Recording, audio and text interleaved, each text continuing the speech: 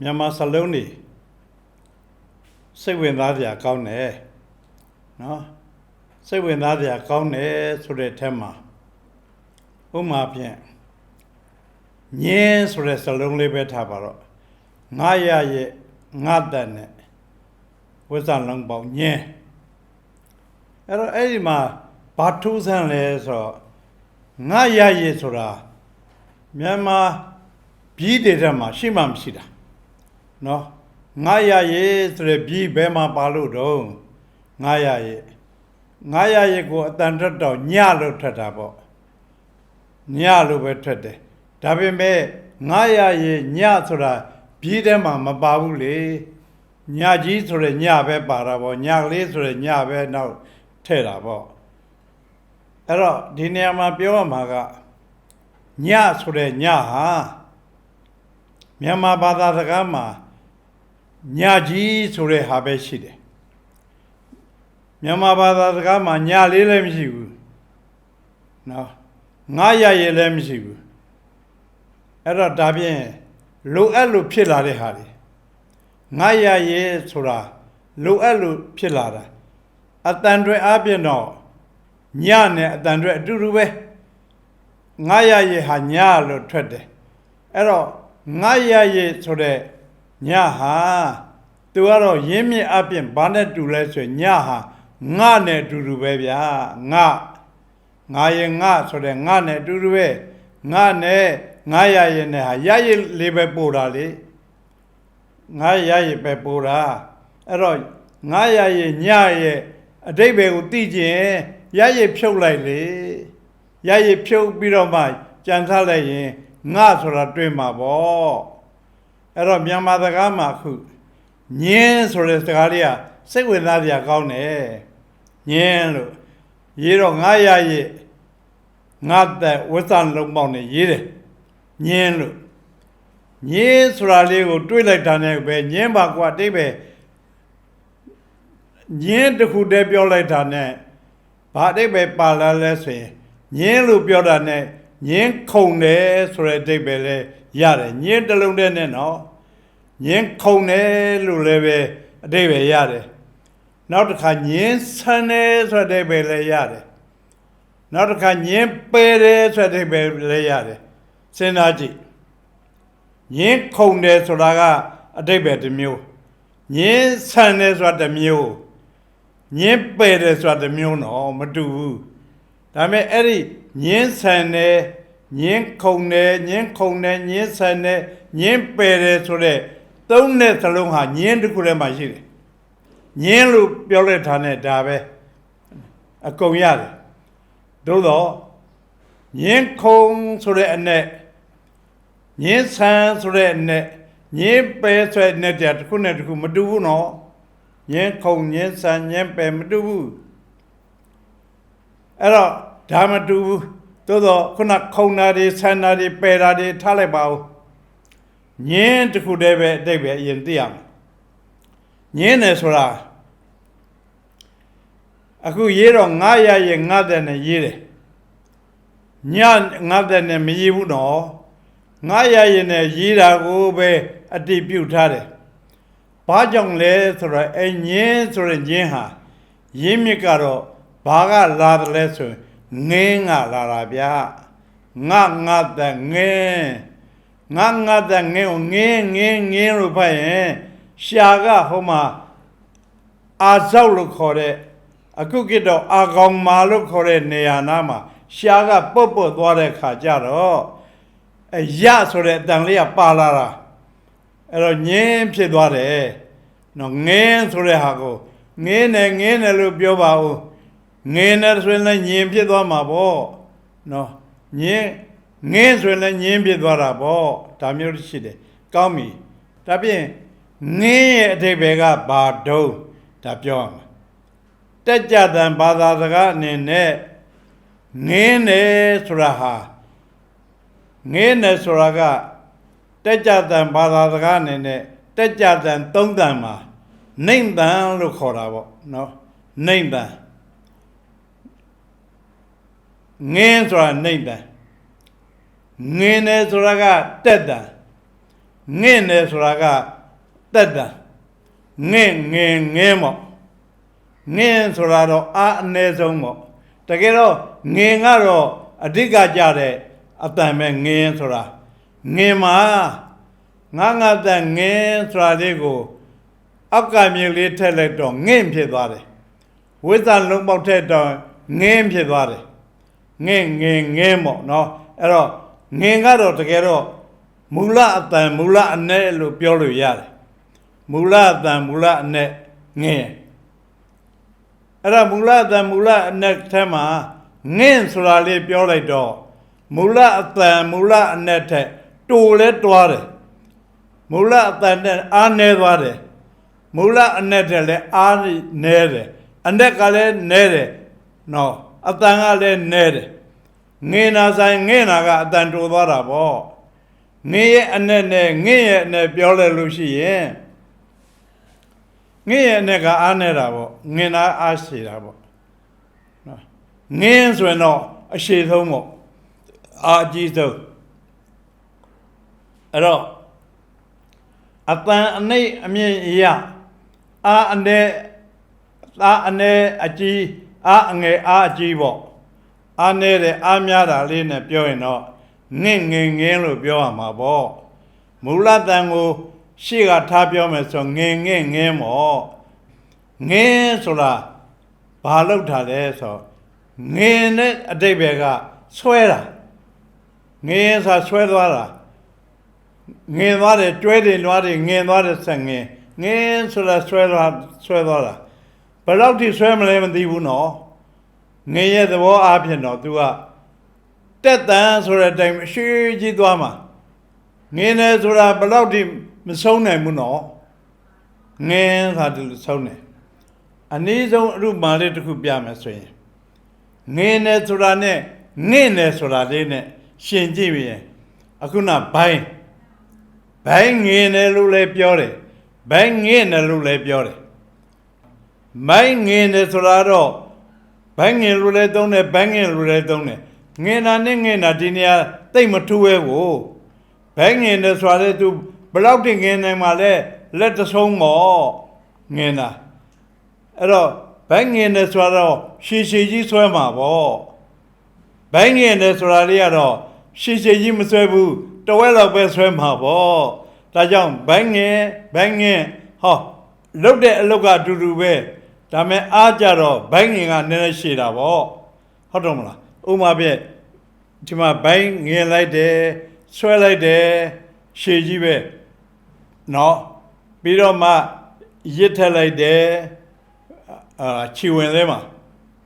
ဘိုင်းငင်တယ်ဆွဲလိုက်တယ်ငင်တာတော့မရှိဘူးနော်တဝက်တစ်ပြက်ပြန်ပြီးတော့ခြေဝင်လေးမှာခြေဝင်လေးကိုဖြစ်တာတော့အတူတူပဲနော်ခြေငင်တာနဲ့ငင်တာဒါမဲ့ငင်တာတွေကတော့ခြေတန်းရှင်ခြေပိုးရှည်မှာပေါ့ငင်တာဆွဲတာများတာပေါ့ငင်တာတော့နဲတာပေါ့နော်အဲ့တော့အဲ့ဒီဟာလေးငင်တာနဲ့ငင်တာမျိုးအဲ့တော့ငင်ဆိုရင်တော့ငင်ဆိုတာတလုံးနဲ့အမြဲတမ်းတစ်ဆက်တည်းဖြစ်သွားတာငင်လို့ခေါ်တာပေါ့လက်ငင်တို့ဘာလို့ငင်ပေါ့နော်ငင်ဆိုတာဆွဲတာအားကြီးတယ်ငင်နာတယ်လေ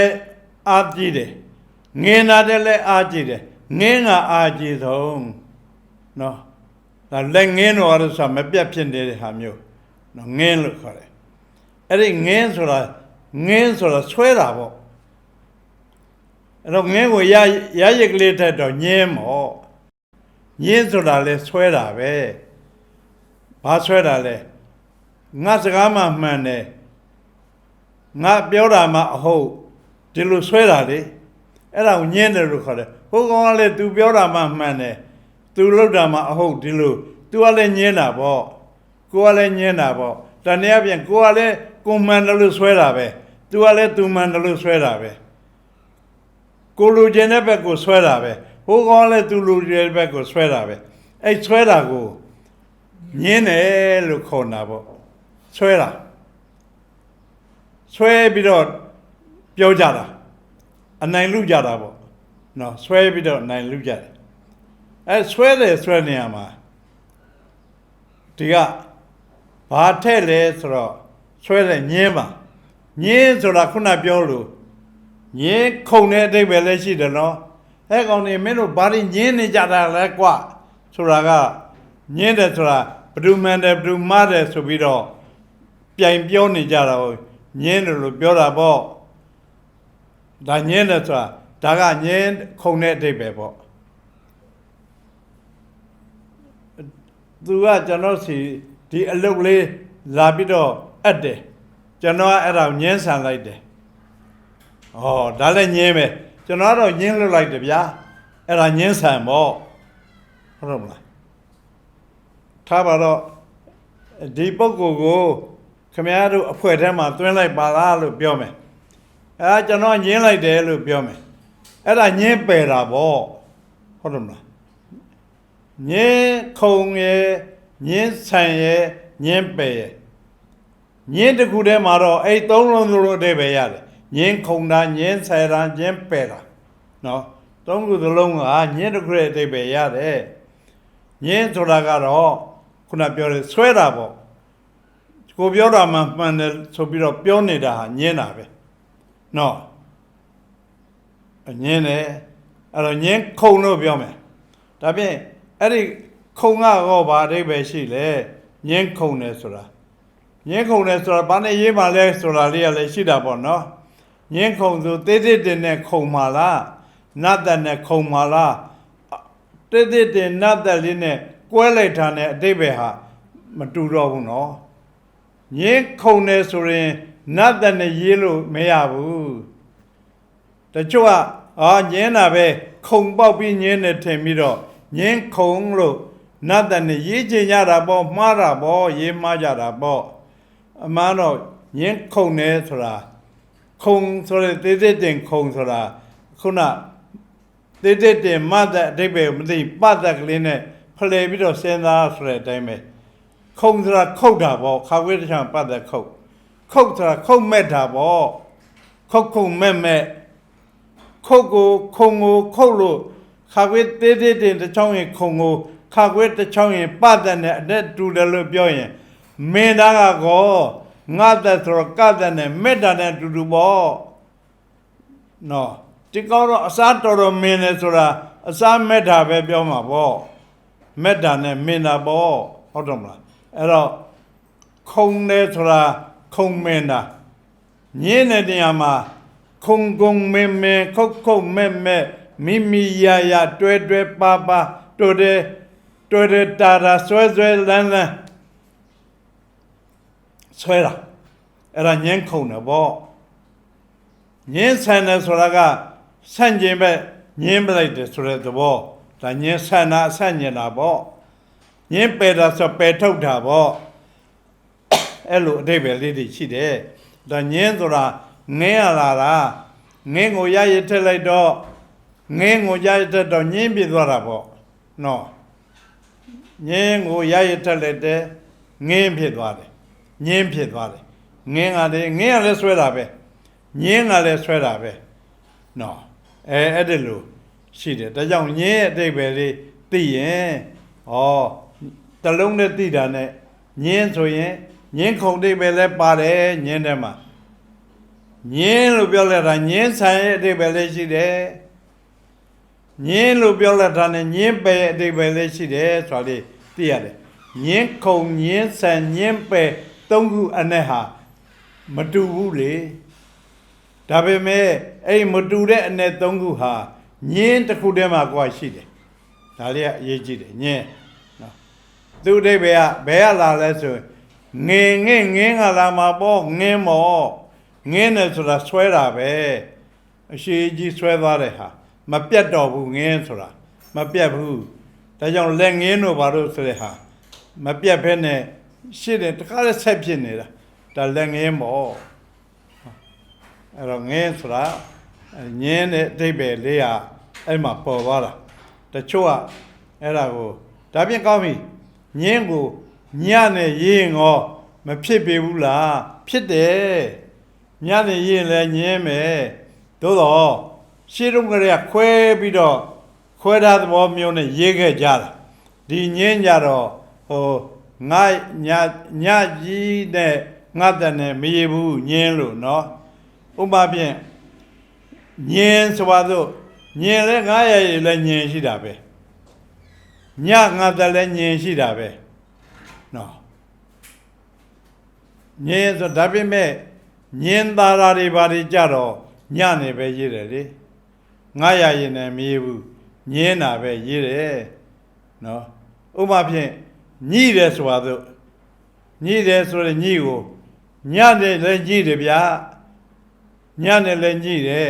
900ရည်လည်းညိတယ်နော်ဥပမာဖြင့်ခြုံနေပါတယ်မှာညိတွယ်နေတယ်တန်ရုပ်စဉ်ညိတွယ်တယ်ဆို900ရည်နဲ့ပဲညိတာပဲအခုအဲ့ဒီ900ရည်နဲ့ညိတယ်ဆိုရင်းမြစ်ကဘာလဲဆိုငိဗျ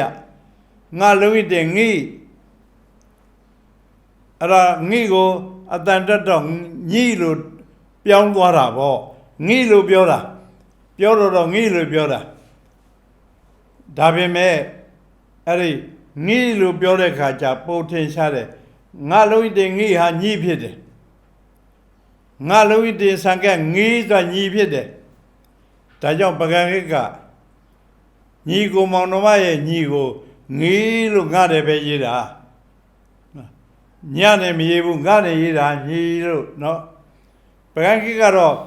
ငါနဲ့ညနဲ့ရေးရမယ့်နေရာတွေမှာတောင်ငါနဲ့ရေးတာတွေရှိတယ်နော်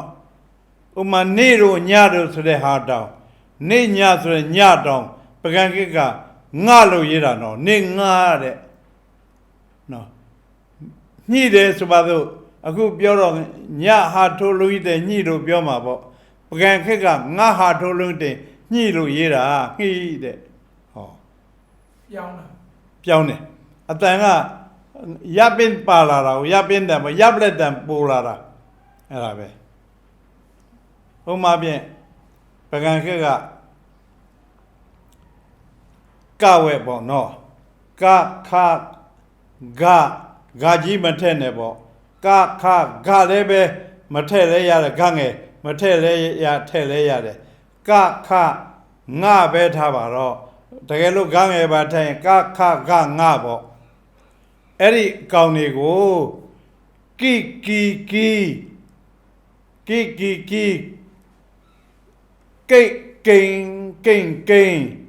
အဲ့ဒါနဲ့တွဲလိုက်ရင်